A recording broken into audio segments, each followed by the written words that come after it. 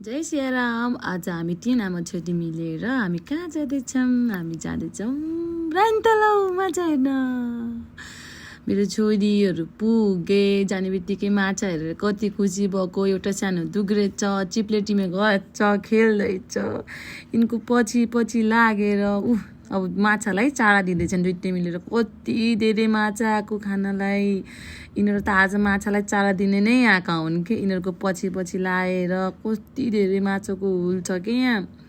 अनि यिनीहरूलाई मेरो बच्चाहरू तिम्रो मात्र फोटो भिडियो छ मेरो बनाइदेऊ न भनेको। यी दिदी बहिनी कहाँ सुन्नु, कोही यता दुक्रेछ समातेर बच्चा भिडियो बना भनेको के हो कि खेल्न नदिने मलाई भन्छ।